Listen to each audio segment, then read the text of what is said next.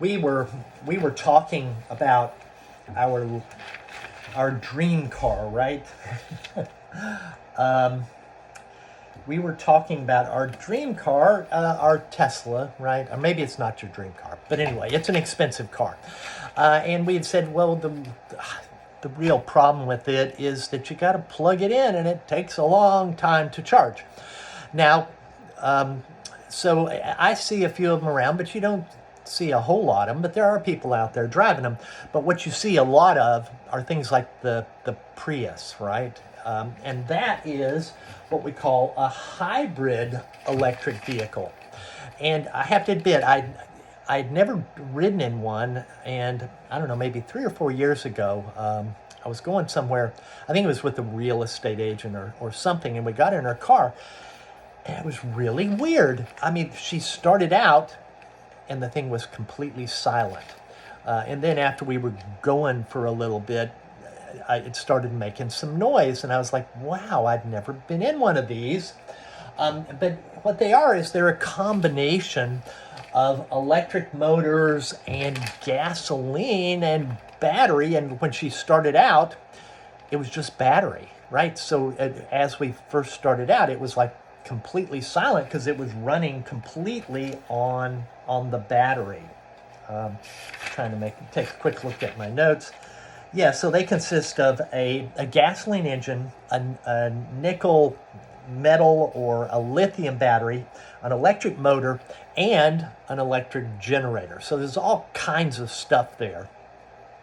I have a friend who's had one. I've actually never ridden with them, so but they have one of these Prius.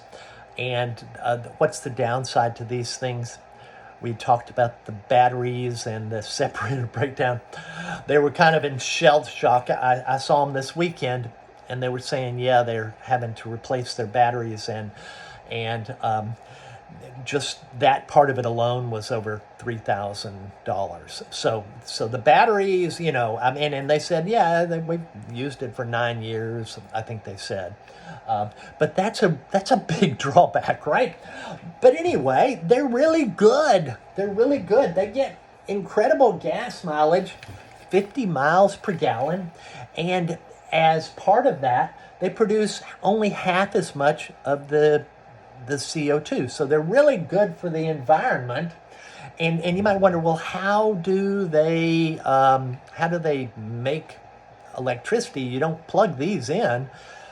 When you're braking or you're slowing down, the excess energy that's available is used to charge these batteries, so that about half the time, I guess is what we're really saying, about half the time when you're driving, it's off of this excess energy that's being harvested from when you slow down through braking.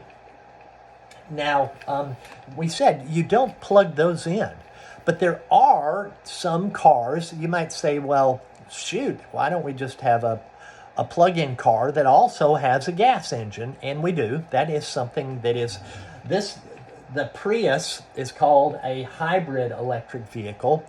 This other kind of car is a plug-in electric hybrid vehicle, and they're not common in the U.S. at all, but there is something called the Chevy Volt, and it's going to be very similar to the typical hybrid, but it has this plug-in function. Okay.